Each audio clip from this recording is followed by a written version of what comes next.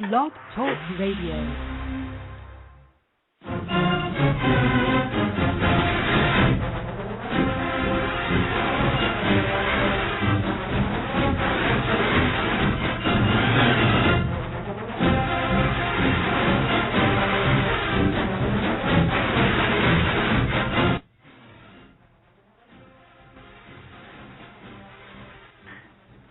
Behold, how good and how pleasant it is for brethren to dwell together in unity.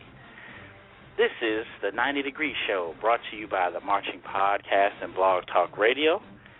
I'm your host, Joe Beard, and happy to be of service to you today. Today is October 7th, 2012, 3 o'clock on the West Coast, 6 o'clock on the East Coast. We really appreciate all of you attending today and listening out there. Today is going to be a different change of the format for the 90 Degree Show, and we sent out some information on our blog. We've got a caller here. Let me go ahead and see if one of our co-hosts today, Troy, is that you? Yes, sir. Troy Milton, what's going on, man? What's going on, TV? How you doing? I'm doing pretty good. We're bringing on a co-host, Troy Milton, today, who helped us talk about Week 6 in the battle of the bands world, so to speak. Check out our blog this morning for blog 4. That's blog, the number 4.themarchingpodcast.com. We sent out a post this morning about the difference we're going to be applying to the 90 Degree Show. Instead of focusing on one particular battle, we may feature a battle like today was supposed to be the Bethune and North Carolina A&T game, but we just want to focus on anything from Week 6, any experience that anyone attended over the weekend or yesterday. We want you guys to call in and let us know about it and spread the knowledge. You'll contact the show at 718-664-6025. You can email the show at marchingpodcast.com or tweet us at marchingpodcast. You can go to our website at www.themarchingpodcast.com, and we'll be putting up voting questions, TBA, to be announced. And then we'll also post the blog results. We'll post the voting results on our blog. Blog 4, blog the number 4.themarchingpodcast.com. So what's going on with you, Troy? Nothing much. Ready to get into some good talking points. That's about it. I hear you, man. We hope Chris Jones may be joining us today. He's supposed to be scheduled on the show today, but we'll see where he is.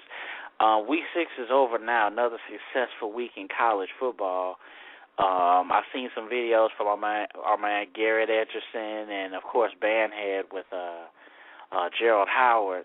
What bands were you able to check out this weekend, Troy? I'm actually watching and just got through. Well, I'm still in the process of watching that BCC North Carolina game. Okay, so, are you watching it on YouTube or something? What'd you say? Are you watching it on YouTube or something like that? Yep. I'm watching it on, I think it's Richburg Entertainment has some footage. It's not the best footage. It's kind of shaky, but it was the first one I found. Yeah. You know. But BCC, I mean, Bethune-Cookman always sounds. They always come good, you know. Yeah, we've already had them like a couple of times on the video of the week on our website, and they just complete. And I tell you, with FAM being out of the picture this year, it's really looking like they're trying to come into their own, so to speak. You know what I'm saying? Yeah. FAM, they got to hurry up and get it back together if they want to reclaim their seat at the top in the MEAC, because the BCC is swiftly taking them over. And I mean, in a lot of people's eyes, they already had, but you know, I think with the absence of FAMU now, they're without a doubt at the top of the MEAC, you know, in terms of HBCU marching bands. I agree, man. 718-664-6025. It's the 90 Degree Show talking Week 6. Like I said, we have the the Bethune-Cookman A&T game featured, but if you guys want to call in and talk about any other games, I follow the College Pick'em on HBCU Digest, and I'm going to go through some of the games I was able to look at. The main issue with the North Carolina A&T game was it was like a hurricane or a potential hurricane really bad weather came through, so a lot of people just did not attend the game. Therefore, not a lot of footage, not a lot of correspondence. Empty. Yeah. So we had one game that I saw that was actually on ESPNU yesterday was the Alcorn Southern game, and I enjoyed that pretty good. And it was actually cool. I think this may have been the first time I actually saw Southern. Oh, I'm sorry. Alcorn. It's the first time I may have seen Alcorn's stadium there on TV, on camera. It was funny, man, because they showed like the top 5 tailgating SWAC schools, and of course Southern was number 1. It's really not too much dispute about that, but they had Alcorn number 5. And they were showing all of these shots of all these trailers and, like, all this open field. It was like wow, a little bit, It was funny to see, but at the same time, I mean, I guess it'd be good for their recruiting. Hopefully they'll make some more money to build some of that area up. But here's some of the games. Now, was that Alcorn's homecoming game?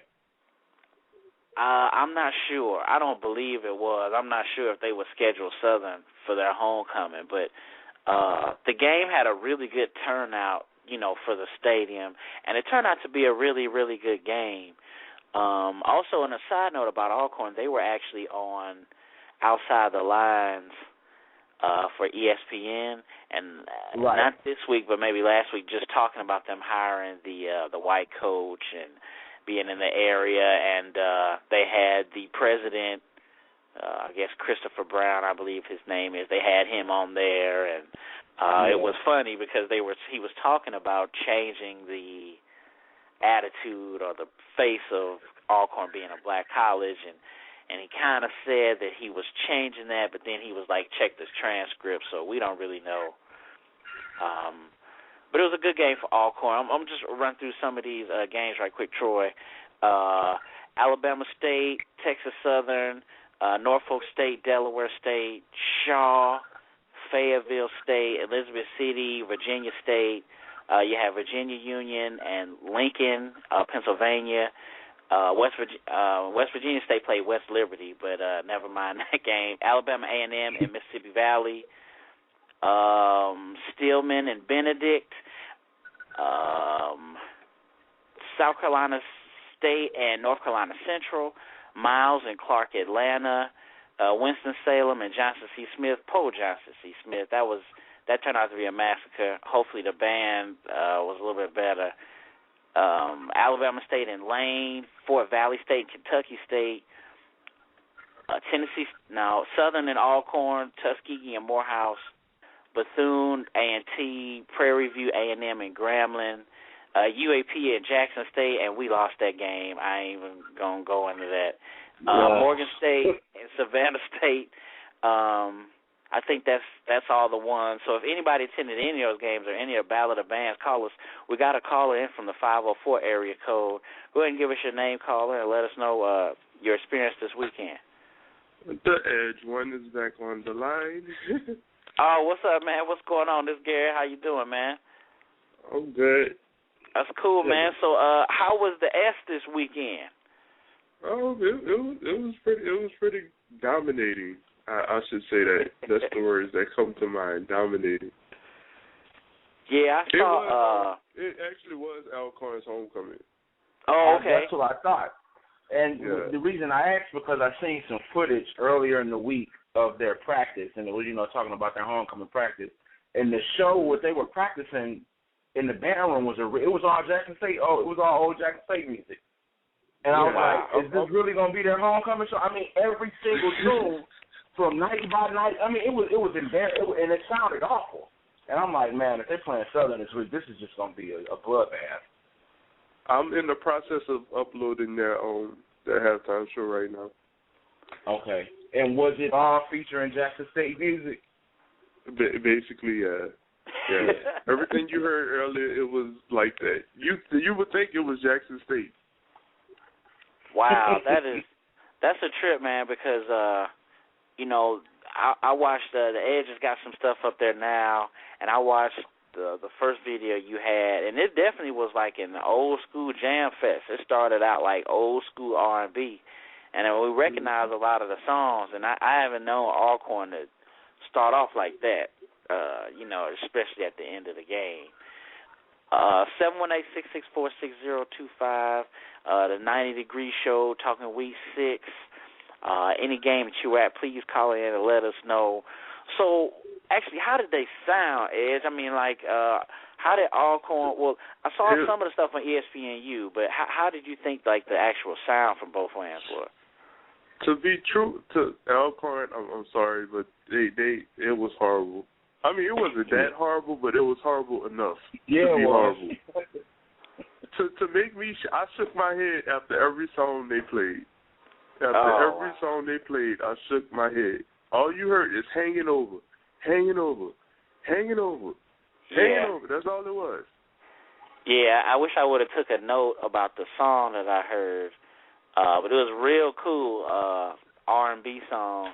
I'm gonna have to start taking better notes before the show. But yeah, they had a song and it sounded very slurred, very ran together. And you could definitely tell the difference between who was playing. Like if you just played the video and turned away from the computer, you could tell who was playing. Definitely I heard Neck. Like from the broadcast from ESPNU, though, I heard Neck a lot. And I'm guessing that's Alcorn playing Neck that much. We actually played Neck a lot because we were down 14 points, so we came back. So Mr. J kept playing Neck because everybody liked Neck, so we kept playing Neck. Okay, so yeah, that must be a difference in the broadcast on ESPNU from what I heard versus the YouTube. It is definitely different. But it was a good game. Alcorn, they ended up coming back right there at the end. And Southern tried to do the little hook and ladder joint, and they had a little time that was a little questionable. But yeah, man, it was a good game. So, what do you think? Did you think that Alcorn was better at Southern in any category other than sound, marching, the drum majors? Nothing. Zero. Yeah. Nothing. Wow. At all. And you know what's sad, because usually when I hear somebody from SU say something like that, it's that SU pride. But I know that he's telling the truth this time.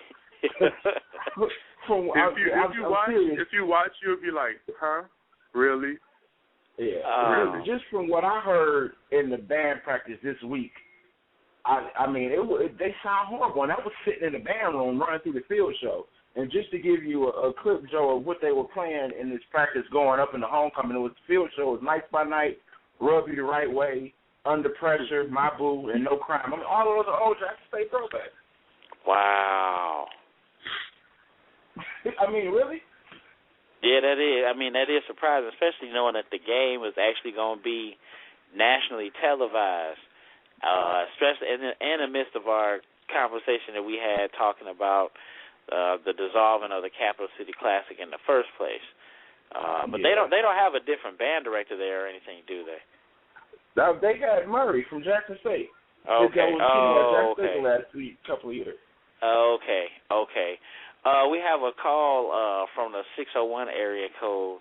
Caller, go ahead and give us your name and where you're calling from today. Well, we know 601, we know it's from Jackson, but go ahead and give us your name and your comment this weekend. Okay, this is Peete in Jackson again. Listen, guys, let me say this. I'm from the old school. Setting standards has been one of the things that Jackson State has done for many, many years. Prof. Davis came to Jackson State, I think in the later 40s, early 50s, and he established a lot in terms of sounds, in terms of phrasing, music phraseology, and many of the bands that you see now that are playing are resembling many of the things that Prof. Davis established way back in the 50s and the 60s. I played in the Jackson State University band in the 60s. One of the things that happened in 1962 is that we met Southern University down in Mobile, Alabama at the Ladd Classic. And obviously, at that time, there was no contest. We actually blew Southern off the field. Years and years later, they came back, somewhat similar type style, similar type of music, and that was it was very, very good, and that was somewhat of a compliment to Prof. Davis. Back in the 80s, they went from the majorettes to the J-sets. The J-sets, and when you see many of the dancing lines, Southern University girls and the Tennessee State girls, the ones that I see most often, those are nothing more than replicas of what Jackson State accomplished back in the 80s. So all along the way, Jackson State has been the leader in terms of music, in terms of halftime performances, in terms of dancing dolls. And that, is, again, is a tribute to William W. Davis, we call affectionately Prof. Davis. One of the things that happened down through the years is that many of the band directors are proteges of, replicas of Prof. Davis. They played with Prof. Davis. They learned his music. He taught them how to write. The last one that we've had, Louis Liddell, was clarinet player in the band with me. So down through the years, Jackson State has made its impact on college bands throughout the United States. The Alcorn Band only started on its upward rise in terms of music and halftime shows because of Samuel Griffin. Samuel Griffin played in the band with me at Jackson State. He played baritone horn. So again, quickly, in terms of halftime shows, in terms of standards that are set, started way back in the 50s. And one of the things I hope that soon will happen is that some tribute is made to William W. Davis, Prof. Davis, for the way in which he established music, halftime shows, marching bands in the United States, and especially in historically black colleges and universities. That's great. We really appreciate that, Pepe and Jackson. Did you attend any game yesterday? I did not attend. The Jackson State game was in Pine Bluff. The band did not attend that game. But I did see the Alcorn game. Okay. Yeah, a lot of us saw the Alcorn game. We really appreciate that call. What did you think that Southern outplayed Alcorn, or do you think Alcorn outplayed Southern in any facets of the battle? I think that you mean the football team? No, the band, the marching band. Southern has a band. It's very brassy. Very few woodwind instruments play in the band. So they're very, very brassy, very, very loud, and I think that is what impresses a lot of people, how loud they are. But yeah, that's the truth. They definitely come with it. We really appreciate the call, Pepe and Jackson. 718-664-6025. You're on the 90 Degree Show, brought to you by the Marching Podcast and Blog Talk Radio. Thanks for listening. Troy, CB Troy, is there any other games that you were able to get a hold of checking out on the internet, or anything, or word of mouth from anyone you know out there in your area? What a lot of people here are talking about is Tennessee State this year. You know, they I guess they got a new band director over there, and they're doing a lot better. You know, I mean, they always come with it, but they've got a new sound this year, and from everything I've seen about 4 games of theirs this year so far, they got a good product they're putting on the field the week, and also the football team is doing really good. They're 6-0, so wow, it's good things happening in Nashville. You know. What I mean, Edge, have you seen Tennessee State yet? I have not. Yeah, I was just thinking Southern hadn't played Tennessee. Is that FAM? Who played Tennessee State already? FAM? FAM in Alabama, in Atlanta. Okay, that's right.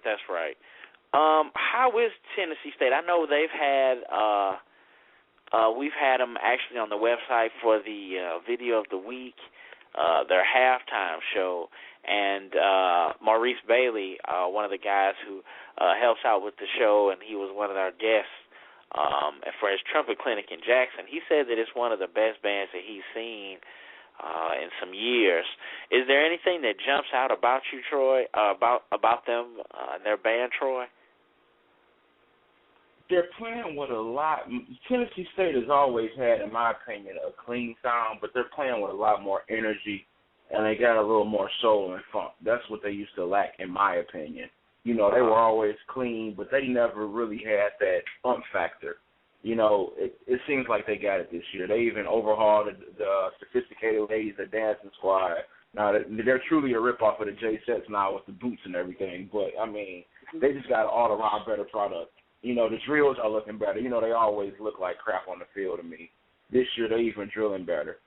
You know, so I'm pretty impressed by that. That is, because, you know, you never think about Tennessee State on the field drilling at all. Oh, yeah. They, yeah. Edge, what, at this point, I guess week 6, I don't really know the total weeks for the season, whether it's 12 or 14. I guess it's somewhat the midpoint. What have you seen from any of Southern's opponents that has been impressive? Something that's kind of jumped out at you from, I guess, from the enemy side, so to speak. Well, we only faced 2 bands so far. Alcorn kind of had it on their mind. They was waiting for Southern to march in the stadium, but after the first song, it was over. But I mean, Jackson State, I don't really know. It's still too early. I mean, we only faced 2 bands. Okay. And I think we got 4 more to face. Pine Bluff, PV, Alabama State, and Grambling. 4 more. Have you seen any of those bands yet so far? Nope, none. Okay. Yeah, I've seen Alabama State. They've been on the video of the week a couple of times. They're definitely loud. You know, Alabama State is traditionally loud. Like, they don't have any problems with the volume, and the low brass always seems to be pretty good too. Tubas especially. They crank a lot of good songs. They crank a lot of ballads. A lot of ballads being played so far this year, and they're really, really good at that. So I think that they'll be coming with it. I think that'll definitely be something to look out for. Troy, it should be a good game. Yeah, other than Tennessee State, Troy, you think anyone else is out there on the horizon? I feel you're a small band, and I know a lot of people from here have gone down, and I've seen some clips of them, and they're going to be an up-and-comer as Livingston. Word up, man. They were on the video of the week. We had them video of the week as well. They look good, and they sound really good. Livingston is representing the CIAA. It's somebody that, believe it or not, that Smith used to crank on when I was there. But they are definitely complete now. Small CIAA. Chris Jones, he wanted to talk. He wanted to call in today. I guess he missed something, but he said that he was at a Battle of the Bands in South Carolina this weekend, and Edward Waters. Have either one of you guys heard of Edward Waters? I've heard of him. I've heard of him. Yeah, they're supposed to be pretty good too. So if anybody of your listeners out there, they're supposed to be cranking with it a little something too. Okay. So that's good. Yesterday too, Morehouse. I can't remember the matchup. I just said the matchup. I just missed Morehouse that. And Tuskegee. Yeah, Morehouse played. They got some stuff on YouTube. There's a guy, I guess BandTube HD has a channel on YouTube. He put stuff out there. Morehouse, I mean, they weren't too bad, but they sounded all right. They were playing Black and Blues, and some other noticeable songs that everybody has. And, of course, they were playing Neck. But they sound like they were battling with Tuskegee. Have either you guys been able to check out Morehouse this year? I have not. Well, I saw one clip. I wasn't impressed though. Yeah. They. What song did you hear them see or hear them play? What was it? I think it was Black and Blues. Okay. Yeah, that's I guess for what you call it for Morehouse. You know what I'm saying? What size are they? Oh man, I don't even know if they have 100 wins. I don't think. Okay. Yeah, they're pretty small, and I think that they were bigger at one time. But they were coming with a little something, I guess, to be Morehouse. But we're gonna try to wrap up the show here towards the end, still collecting clips and collecting videos from all of the Week 6 events. 718-664-6025. You're on the 90 Degree Show with the Martian Podcast and Blog Talk Radio. Thanks for listening. I guess to wrap it up, Edge, what's your next upcoming game that you're going to be doing? This is homecoming, but as we know, Texas Southern messed up our homecoming, so it's not going to be that big. But all in all, the alumni band is doing the field show for homecoming, so it should be a sight to see. Okay, now the alumni band there at Southern, is it like an age limit, or is it anybody that graduated or anybody that marched? I don't have any clue about it. I just know they said they coming, so I want to see. I just want to see. Yeah, I think that's gonna be a pretty good. I think that's gonna be pretty live. Yeah, that's probably gonna be pretty loud. It's gonna be really loud, probably. We really appreciate it, Ash, man. We're gonna disconnect you, but all the listeners out there, you guys go to YouTube, subscribe to his channel. What's your channel, Garrett? For the listeners Garrett out there, to subscribe. Garrett 1216. Okay. You guys go ahead and follow Garrett, man. We'll go ahead and have you on definitely next week. We'll talk about more of the SU and more of the videos, and we appreciate all the videos you're putting out on the web, man. No problem. All right, that's Edge. It's really cool, brother, man. We appreciate all the videos he puts out there, all his information. So, Troy, man, we're going to go ahead and wrap it up. Have you heard anything or seen anything about Jackson State's performance over the weekend? They didn't go to PV, so they was at the crib this weekend. Oh wow! I wonder why. Is Pine Bluff still have their band? Yeah. Yeah, they just didn't go, huh? Yeah, they didn't put them on the travel schedule. They had to cut some games out, and that was one of them. Oh, okay. But they didn't go to Texas Southern or to PV. I think they opted to go to Alabama State instead of going to the Pine Bluff game. I think that was it. Okay. Yeah, come to think of it, I know that there was in 97 or during when we were in the band, there was a couple of games that we didn't go to. But in 97, I think the only game we didn't go to was Prairie View. We didn't go to the Florida game. We didn't go to Florida A&M, did we? Well, yeah, no, we didn't go to FAMU. No. Yeah. So that's right. We didn't go to Prairie View. So I guess it was more.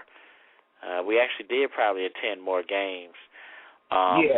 We went to more games back then than they do now. I don't know why it seems like schools got more money now, but it seems like they tighter on the band budget. The travel budget. I don't know. Yeah, it's kind of surprising. It's really good to talk to you, Troy, man. We're going to go ahead and wrap up the show, and we're going to try to spread the word a little bit more, try to get some listeners out there to get some more Week 6 experiences, get a little bit more tape, and get a little bit more things to prepare for. But next week we'll go ahead and call it in, and we'll talk about some more vans and some more experiences we have. You want to end it out? Anything you want to say on the way out the door, Troy? No, that's it, man. I'm looking forward to the rest of the season. Yeah, man. I appreciate it, man.